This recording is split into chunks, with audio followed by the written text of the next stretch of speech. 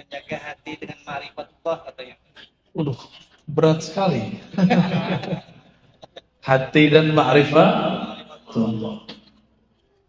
Baiklah ya. Mari kita mulai kajian ini dengan baca surah Al-Fatihah.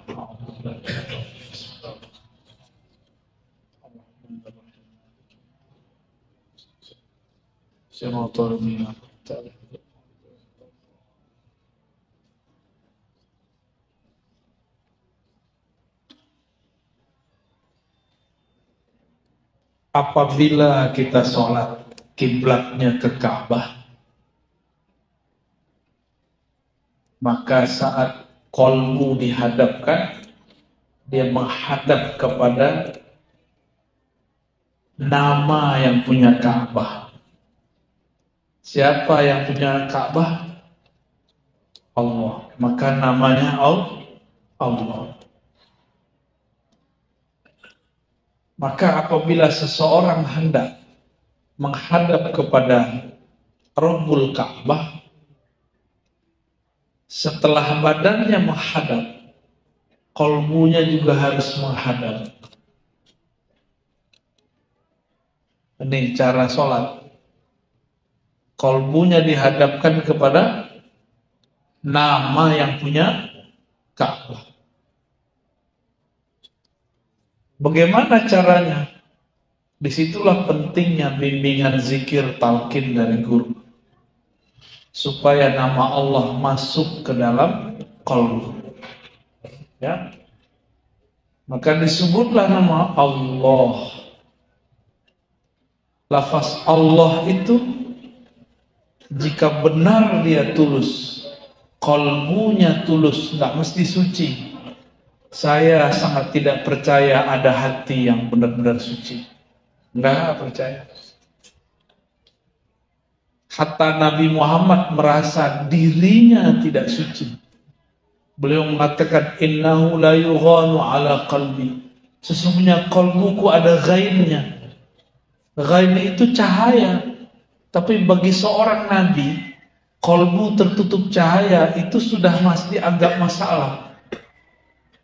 Sedangkan kolbu kita ditutupi oleh kegelapan, lebih masalah lagi.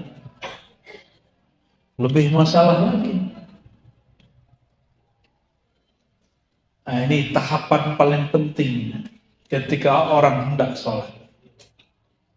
Jadi kolbunya harus menghadap kepada sang pemilik kolbu.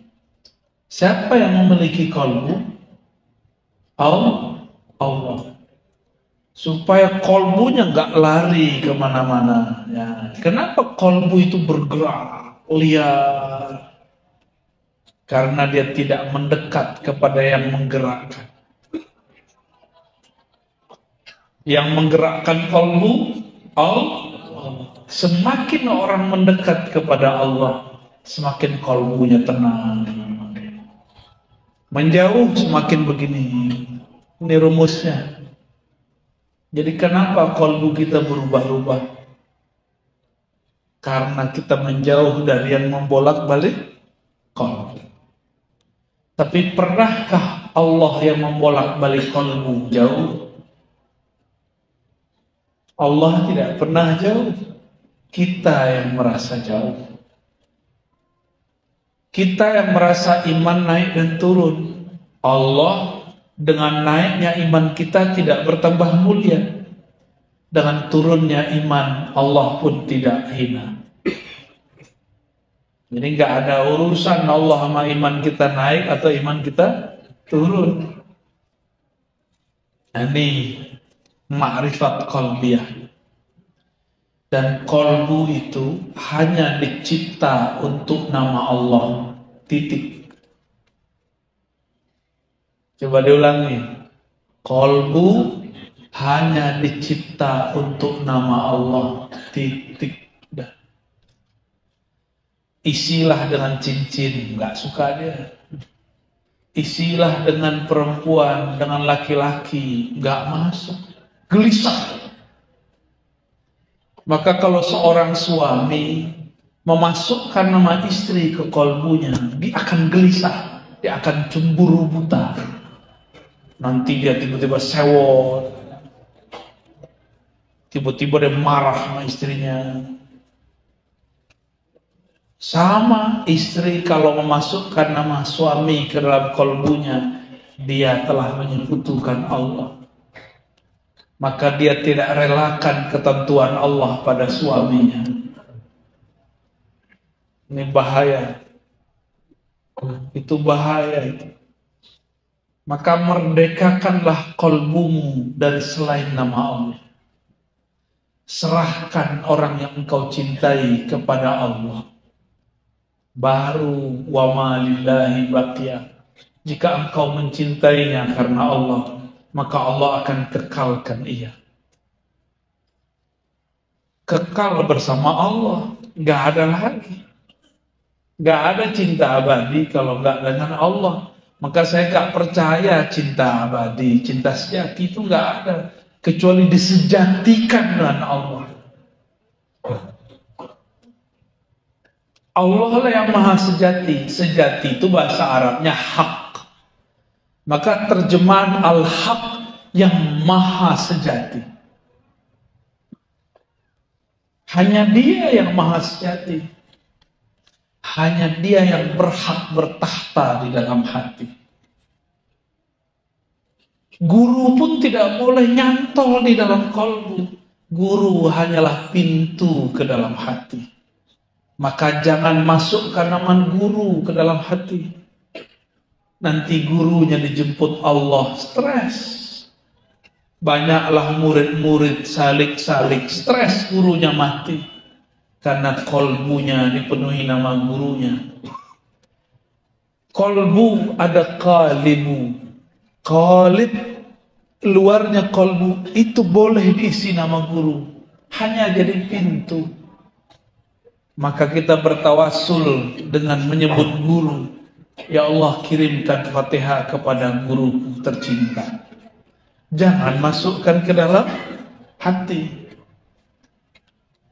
Murid-murid kalau terlalu memasukkan gurunya ke dalam hati, nanti dia akan mengatur gurunya. Nanti bagi dia, guru itu harus versi dia. Nanti kalau dia belajar fikih, di fikih itu yang dia ambil fikih saklek, haram merokok. Nanti kelihatan gurunya ngerokok, dia bilang, masa guruku ngerokok? Batal jadi guru. Emang dia boleh ngatur guru? Hah? Itu kalau udah masuk ke hati. Jangan masuk ke hati. Nanti kita suka ngatur-ngatur dia. Nanti kita menjadi musuhnya. Kita akan suul adab kepadanya. Guru, masa begitu? Itu soal adab. Nanti gurunya masih monogami. Kalau gurunya poligami, ngomong lagi, guru saya pengumbar syahwat. Nah, kalau begitu Rasulullah pengumbar syahwat dong.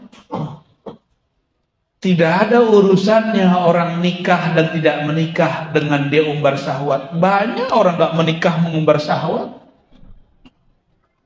Banyak.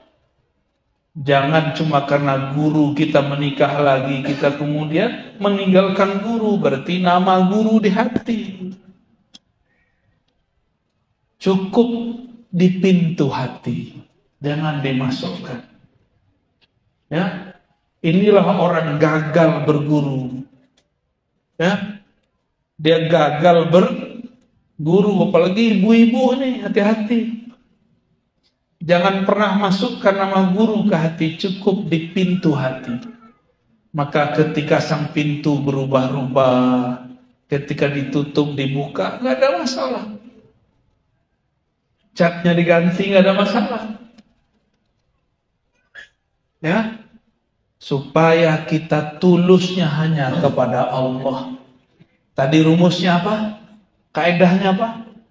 Hati hanya dicipta untuk nama Allah. Maka mencintai guru hanya karena Allah. Bukan karena menurut saya itu guru. Menurut kamu. Berarti kamu berguru dengan nafsumu. Buya, Ustadz, Kiai, guru. Pemahaman guru sama dengan pemahaman saya. Emang kalau nggak sama kamu berhenti berguru? Sudah pergi sana. Ya. Apa kita mengatur guru? Emang kalau guru nggak sesuai paham kita, kita tinggalkan. Berarti kita suul adab mengatur-ngatur guru. Inilah yang terjadi pada murid-murid kazib. Ada dua jenis murid. Murid yang hatinya kazib, hatinya bohong. Guru menghantarkan dia kepada Allah, dia malah berhenti pada gurunya. Diatur-atur gurunya.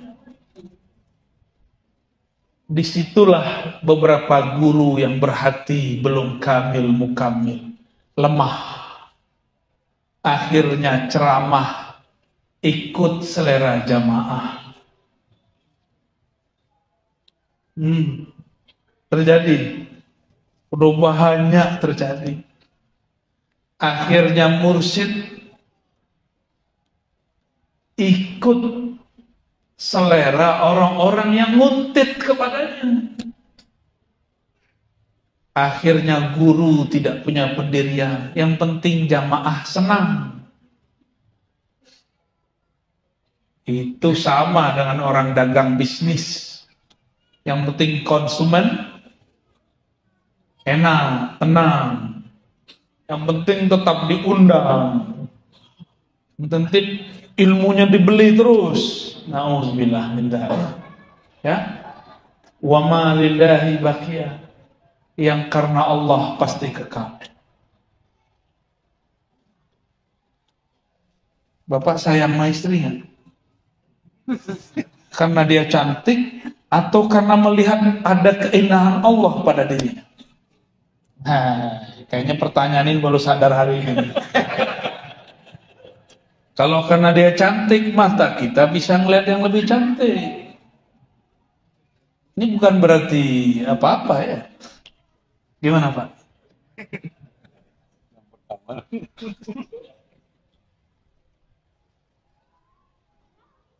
Pasangan yang kekal itu yang dia memandang pasangannya lebur dalam cinta Allah. Gak ada lagi cinta dia.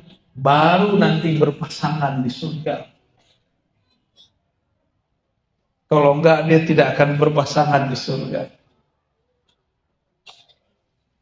Mau sampai masuk surga, maka lepaskan namanya dari kolbu, masukkan nama Allah. Baru sertakan nama dia di luar kolbu. Ya. Jadi kolbu hanya dicipta untuk nama Allah. Kolbu kita sudah tergadai lama.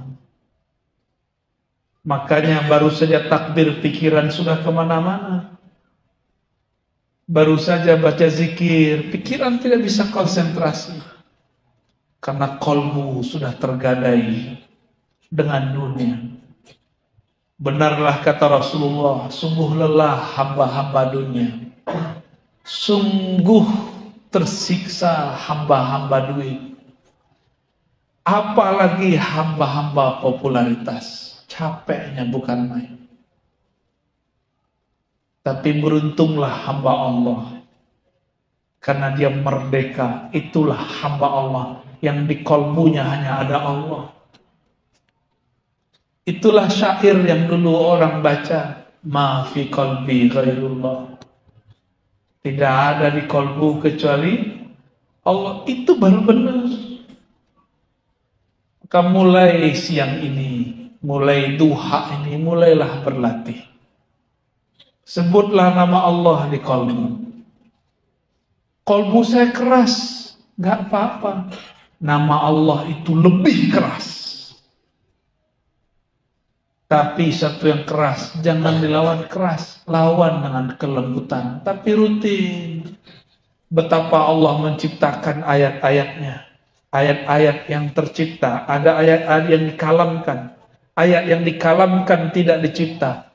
Ayat yang terlihat itu ayat yang dicipta. Ketika kita melihat batu yang keras, setiap hari kena tetes, berlobang, maka ukirlah nama Allah di dalam qalbu. Itulah makna daripada surat Al-Muzammil. Wazkurisma rabbika wa tabattal ilaihi tabtila. Sebutlah nama Allah, Rabbmu, penciptamu, wa tabattal, rajin-rajin, itu maknanya. Sungguh-sungguh, jangan hari ini zikir, besok tidak zikir. Setiap hari, sampai namanya terukir di dalam qalbu. Jika namanya terukir, memancarlah cahaya. Beberapa orang melihat namanya, itu biasa, jangan merasa spesial. Kita tidak menyembah huruf, kita tidak menyembah nama. Yang kita sembah yang punya nama. Ini pun harus diingatkan. Banyak orang yang menyembah nama, yang menyembah huruf, maka dia bayangkan ada lafaz alif lam lam ha yang dia sembah. Ini juga tidak tepat. Yang kita sembah yang punya nama. Jadi mulai sebut nama Allah di qalbu. Ya, wazkurisma rabbik. Dalam Al-Quran dikatakan wazkur rabbaka fi nafsi. Surah Al-A'raf. Sebutlah Rabbmu di dalam nafsmu. Ini level bawah. Yang tadi level tinggi, langsung di qalbu. Sekarang nafs. Nafs ini dibagi. Nafs hakiki, qalbu dan ruh. Nafs yang tidak hakiki, badan dan jiwa. Orang mati berpulang badannya, tersiksa jiwanya. Tapi jika di qalbunya ada nama Allah, maka dia sungguh bahagia. Dia akan dipulangkan kepada yang punya nama, Allah Subhanahu wa ta'ala. Dimulai. Apa kata baginda Rasul sallallahu alaihi wasallam? Inna Allah harrama 'alan nar. Sesungguhnya Allah mengharamkan terhadap api neraka. Hadis Imam Bukhari.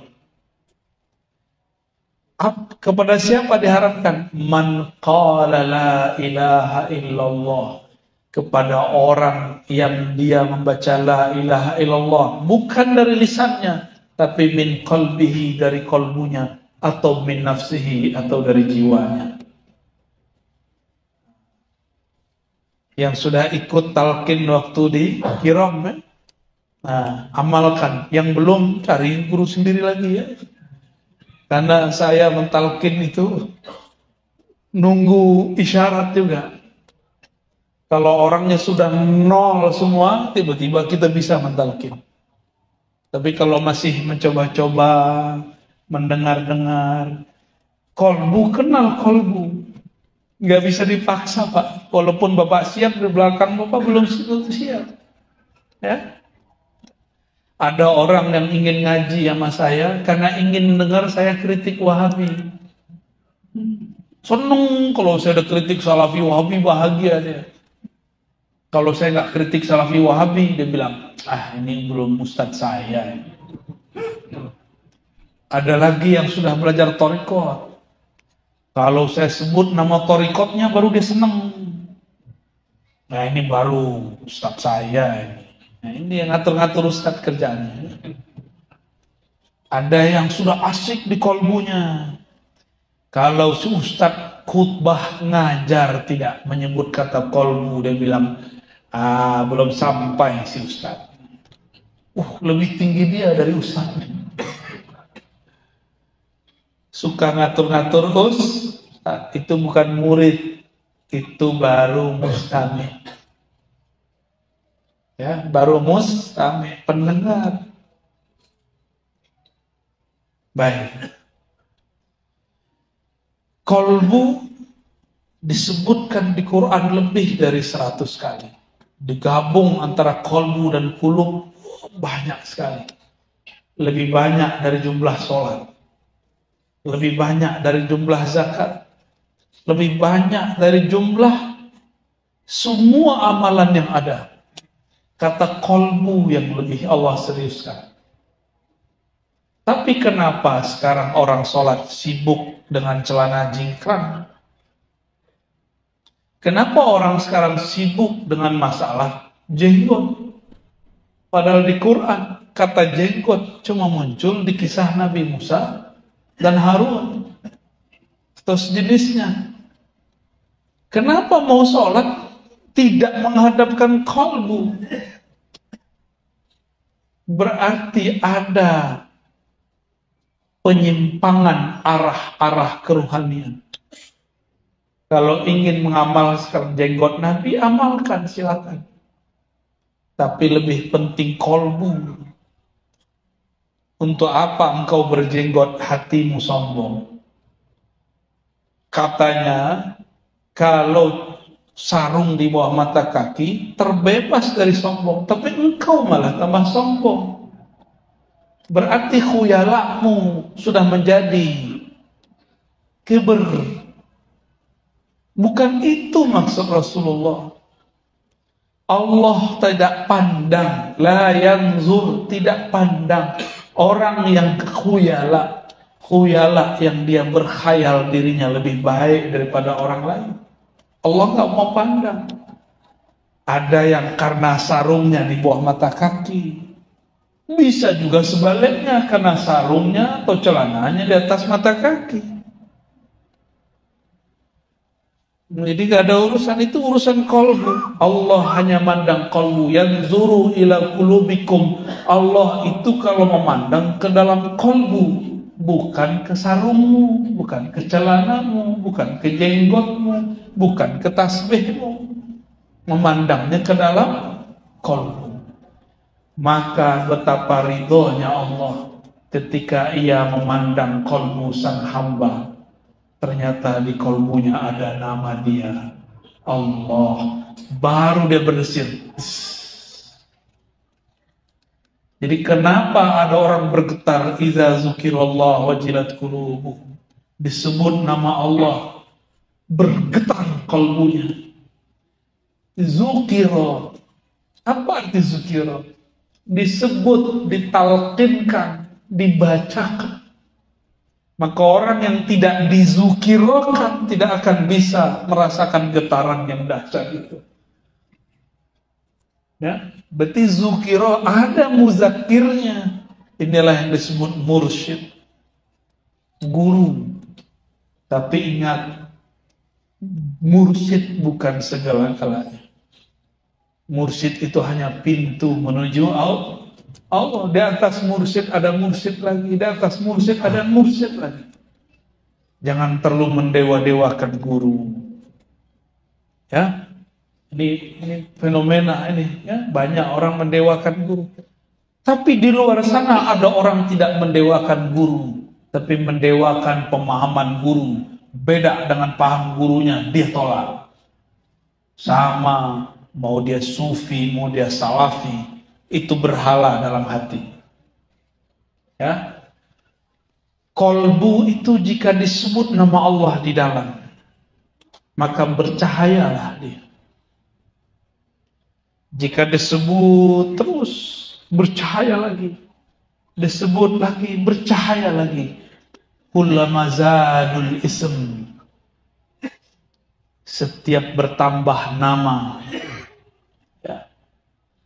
fasamat al-qalb, maka kolbu tambah tinggi cahayanya.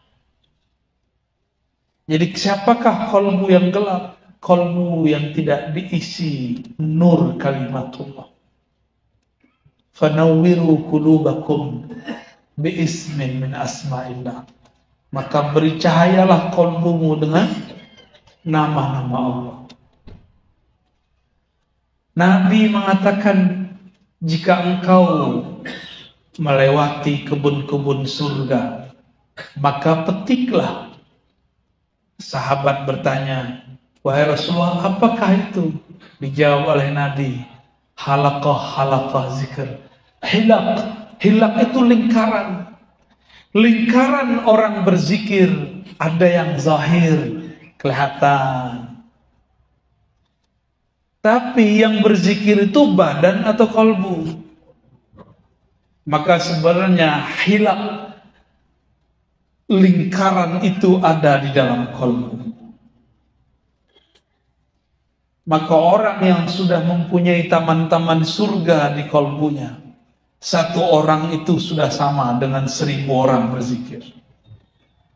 Itulah sebabnya orang ini, jika ia didatangi orang lain, orang itu mendapatkan manfaat dari bertemu dia. Itulah kenapa ada guru, taman surganya kuat untuk kuota 1 juta orang, kuat untuk kuota 10 juta orang, kuat untuk kuota berapapun orang memetik nama Allah dari kalbunya, tidak pernah habis. Itulah makom-makom guru. Ada guru hanya dapat dipetik oleh 10 orang. Ada guru yang hanya dapat memetik 1 orang. Ada guru hanya dia aja yang metik dirinya sendiri. Ada yang guru yang mau dipetik sudah mulai layu. Ada guru badannya sudah terkubur di tanah, tapi ruhaninya masih berbuah. Karena ruhaninya masih berbuah, meskipun tubuhnya sudah wafat, murid-muridnya masih dapat manfaat. Itulah guru-guru yang taman-taman kalbunya, taman-taman zikir ruhnya dikekalkan oleh Allah Subhanahu wa ta'ala. Beruntunglah orang bermursyid, Allah akan selalu kasih dia irsyad. Beruntunglah orang berguru, maka qalbunya akan tertuju kepada Allah yang dimaksud. Jadi taman-taman hakiki di mana? Di qalbu. Karena kita belum jadi taman, marilah kita memetiknya. Memetiknya dari qalbu para guru. Ada guru yang dipetik buahnya sebelum buahnya matang. Sekali dipetik, murid-muridnya bilang nggak enak, maka muridnya nggak datang lagi.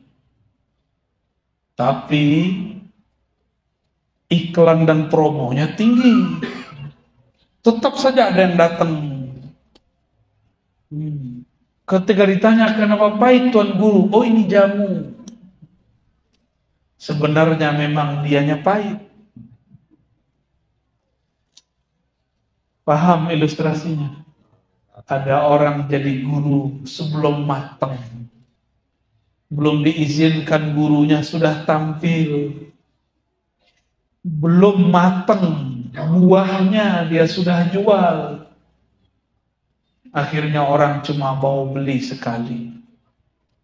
Kata dia, ini sudah matang, kita coba, belum matang. Ada yang sudah matang, kematangan. Paham?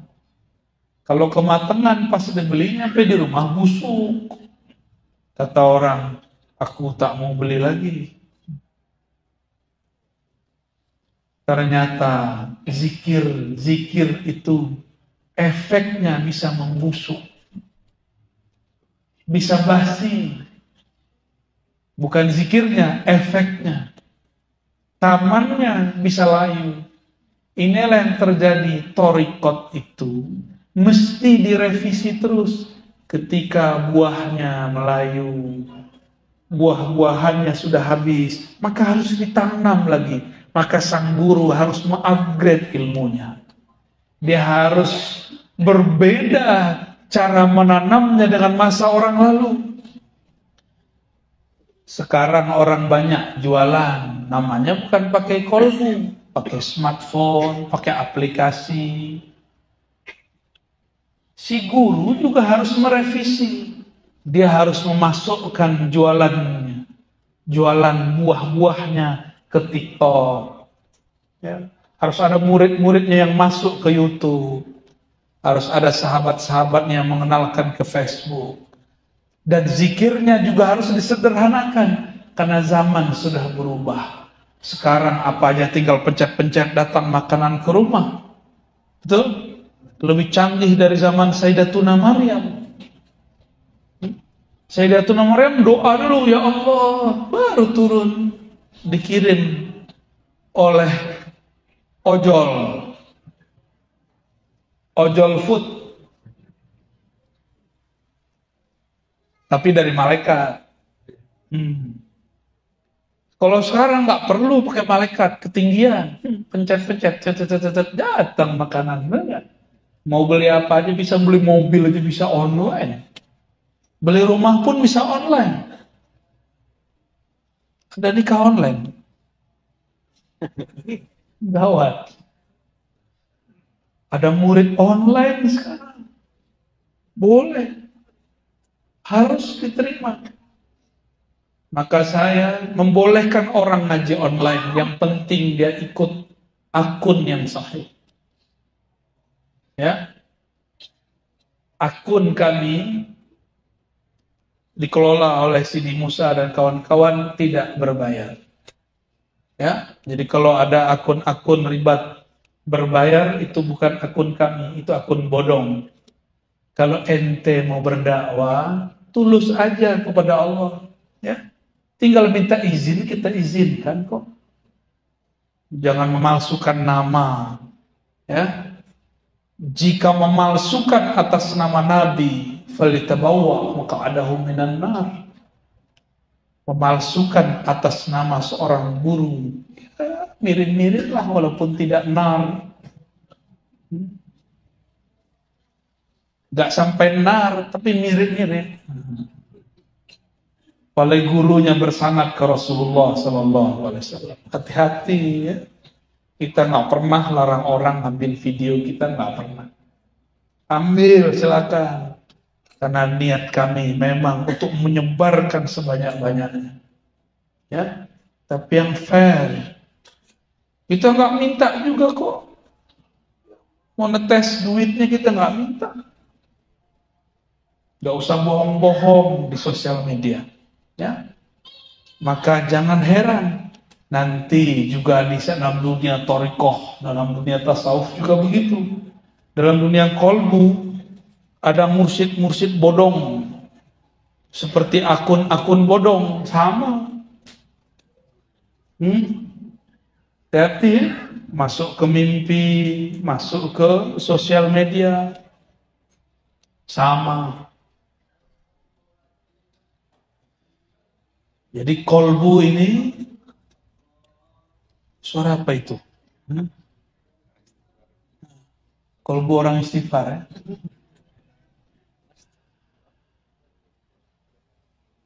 Nah, sekarang kita masuk, kalau tadi bahwa kolbu itu adalah taman. Siapa yang kolbunya sudah menjadi taman, barulah dia didatangi oleh orang-orang yang hendak hiburan. Maka bertemu guru itu lebih indah daripada main-main di laut. Bertemu guru yang kolbunya sudah jadi taman-taman rohani, lebih syahdu daripada di pegunungan. Bertemu guru yang kolbunya sudah menjadi hutan belantara asma-asma Allah, lebih asik daripada berkemah di tengah hutan. Betul-betul indah. Tapi jangan terjebak pada guru. Pujilah zat yang memuliakan guru. Jika Allah izin, maka nama masuk ke dalam qalbu. Nama masuk ke dalam qalbu. Ciri-ciri Allah membantu seorang hamba, maka Allah membantunya membaca namanya. Yang mana namanya jika disebut, itu langit bisa pecah. Planet-planet itu berbenturan. Gunung-gunung bisa hancur. Bumi pun bergetar. Tapi Allah izinkan masuk ke dalam qalbu. Berarti qalbu manusia lebih kuat daripada langit dan bumi. Inilah rahasia kenapa Rasulullah bisa kuat naik ke aras. Itu rahasianya. Karena kolbu beliau lebih kuat daripada kolbu Sayyidina Jibril. Ya, itu rahasianya. Ketika beliau diusir, dicaci maki, beliau tidak balas mencaci maki. Jibril sudah marah. Ternyata Jibril itu gak penyabar juga, Pak. Ini rahasia kita ya. Maaf, kata Jibril. Pantas yang jadi Rasul itu Nabi Muhammad SAW yang punya sifat sidq. Malaikat Jibril dapat satu sifat itu, sidqun. Tapi malaikat Jibril tidak dapat sifat yang lain. Ya. Jadi Sayyidina Jibril dapat sifat sidqun, tapi tidak dapat sifat yang lain. Karena Sayyidina Jibril di saat Al-Azazil, malaikat yang kemudian dipecat, banyak berzikir tapi tidak mau mengenal nama yang digandengkan dalam zikir. Di saat itulah Sayyidina Jibril menyebut nama Muhammad. Maka dia membenarkan Nabi Muhammad walaupun dia belum melihat nurnya. Tapi dia berselawat kepadanya sallallahu alaihi Muhammad. Ribuan tahun Sayyidina Jibril berselawat, baru dia melihat nur Muhammad sallallahu alaihi wasallam. Maka dia menunggu bertahun-tahun, ribuan tahun, kapan lahirnya sang cahaya ini. Di saat dia lahir, baru hamil nih, Allah kabari, Jibril, tuh Aminah namanya, dia sedang mengandung cahaya yang engkau salawati. Maka setiap malam malaikat Jibril turun melihat Aminah, nungguin apa gerakan yang ada dalam perut Aminah. Sesekali diizinkan Allah mengabarkan, wahai Aminah, jika itu anak lahir, namakan Muhammad. Itu Jibril nungguin. Coba pernah mimpi ketemu Jibril nggak, Pak? Enggak. Belum ya. Tapi ada orang nggak ketemu Jibril mengatakan Aminah musyrik. Iya. Dia nggak musyrik, yang ngomong ini nggak musyrik, tapi ketemu Jibril belum pernah. Paham? Maksud saya apa? Kira-kira kalau ada kiai sekarang mengatakan saya bertemu Jibril, itu wali bukan? Wali bukan? Hah? Mungkin lah Pak. Mungkin. Jibril kan masih turun. Masih turun. Tapi nggak wahyu. Kan tidak ada dalilnya mengatakan Jibril nggak turun lagi. Jibril tidak bawa wahyu, baru benar. Tapi kalau turunnya, jika ia turun kepada Sayyidatuna Aminah, Sayyidatuna Aminah dapat melihat Jibril, kira-kira Aminah siapa? Wali. Wali nggak? Antum wali nggak? Hah? Bisa ngeliat Jibril nggak? Wali murid. Nah, itu benar itu. Sayyidina Ibnu Abbas bukan mimpi, ro'a, melihat Jibril 2 kali. Makanya ilmunya Sayyidina Jibril ada pada Ibnu Abbas. Jibril itu kalau mau khatam Quran cukup 1 napas. 1 napasnya Jibril. Kita 1 napas Fatihah aja dibid'ahkan kawan. Dia nggak tahu kalau dalam hadis musalsal ada namanya musalsal Fatihah 1 napas. Ada musalsal baca Fatihah satu nafas. Kata kawan dia nggak ngerti, ngapain itu bid'ah. Jadi bid'ah versi dia kalau dia nggak ngerti. Tuh, suka-suka makan bid'ahnya ya. Guru saya Syekh Hasan itu saking marahnya, kesel jadi bid'ah-bid'ahin nama anak muda. Kata beliau, kau nih kalau kentut kayak bunyinya bid'ah. Sampai begitu beliau marah. Tapi marahnya sambil canda. Ya. Gimana? Ada yang ketemu malaikat Jibril? Kalaupun ada, saya belum tentu percaya.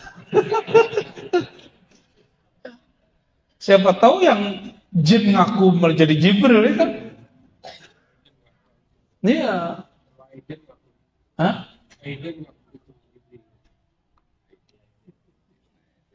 Lea Edan.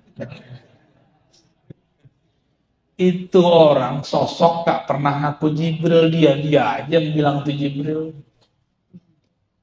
Kalau dia ngaku Jibril, Jibril aslinya turun. Bisa diputus kepalanya. Ngaku jadi Jibril. Habis selesai. Sayyidina Jibril itu wiridnya sholawat, Pak.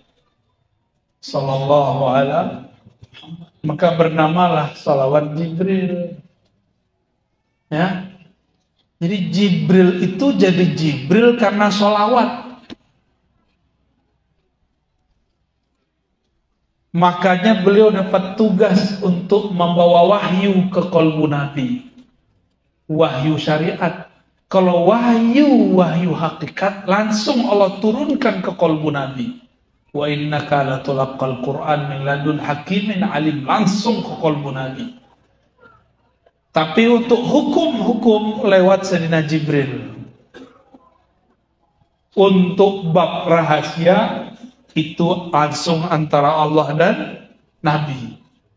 Maka hijabnya Sayyidina Jibril itu Nabi Muhammad. Bukan Nabi Muhammad terhijab oleh Jibril. Jibril yang terhijab Nabi Muhammad. Kalau Jibril menurunkan ayat, itu Jibril setelah itu dengerin penjelasan Nabi Muhammad. Baru denger ya? Selama ini antum dengarnya gimana? Jibril yang jelasin ke Nabi Muhammad. Ya salah. Itu kitabnya kurang kuning itu. Ya. Kurang kuning. Kalau yang kuning asli gak begitu. Quran turun ke qalbu Nabi Muhammad. Fuad namanya. Ala qalbika atau fuad. Tapi sudah ada Quran dalam diri Nabi. Jadi Sayyidina Jibril itu cuma mengingatkan Nabi Muhammad mengenai Quran yang ada dalam dirinya. Itulah hakikat yang dikatakan dalam hadis Nabi. Ketika Sayyidah Aisyah ditanya, apa akhlak Nabi? Sallallahu alaihi wasallam. Khuluquhul Quran. Akhlaknya Al-Quran. Kalau khuluk nilainya Quran, terus dia siapa dong? Dia kira-kira siapa? Khuluknya Quran nih. Terus dalemannya apa dong? Ya sumbernya Quran. Jadi Quran itu turun dari ruhnya Nabi ke sirnya, dari sirnya ke lubnya ke fuadnya ke kolbunya. Itu dalam ilmu rahasia. Tapi dalam ilmu tafsir, dari Jibril dibawa dari Lauh Mahfuz, turun ke langit dunia, baru turun ke kolbu Nabi. Tapi itu kan versi ahli riwayat. Kalau versi Quran kan enggak.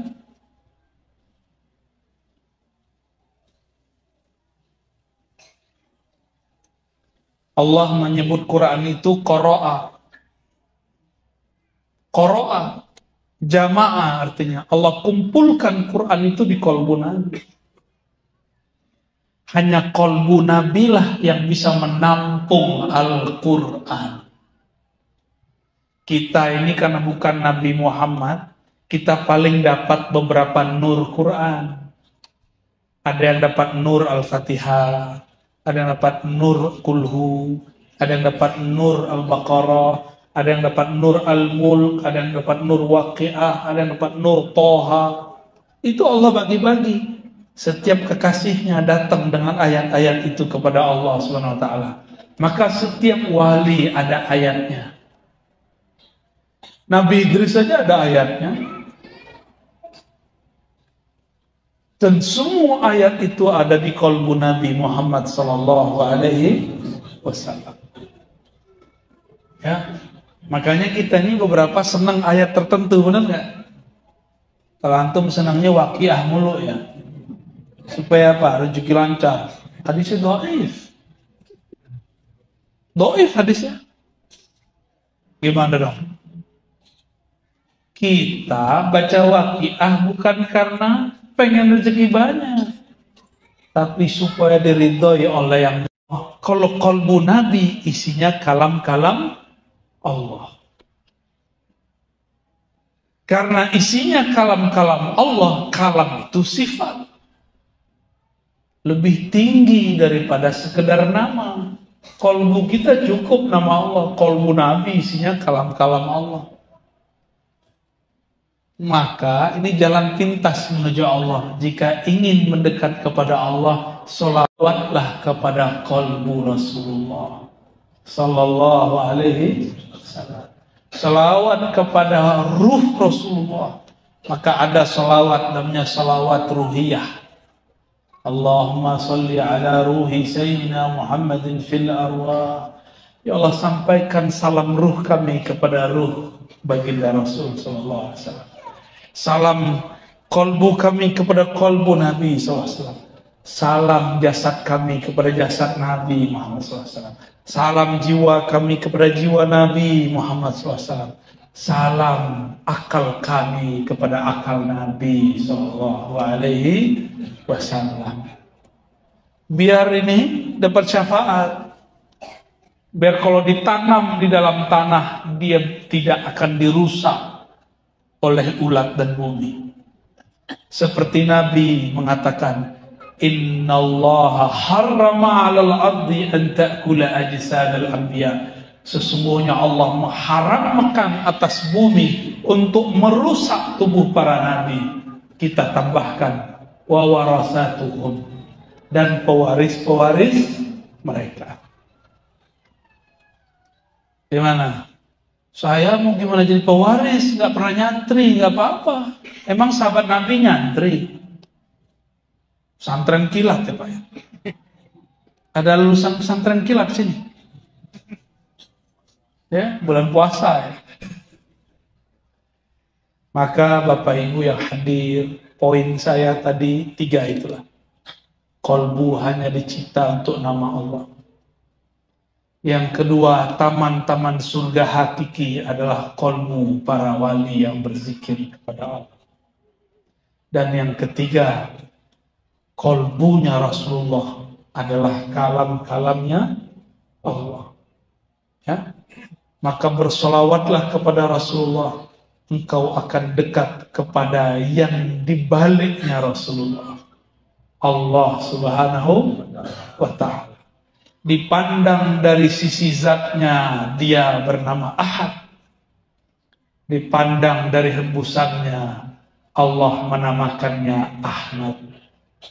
Dipandang dari sisi cahayanya, bernama Nur Muhammad. Dipandang di akhir zaman, bernama Al-Mahdi. Ya. Laisa kamitslihi syai'. Allah tiada yang serupa dengannya. Itulah tajalli.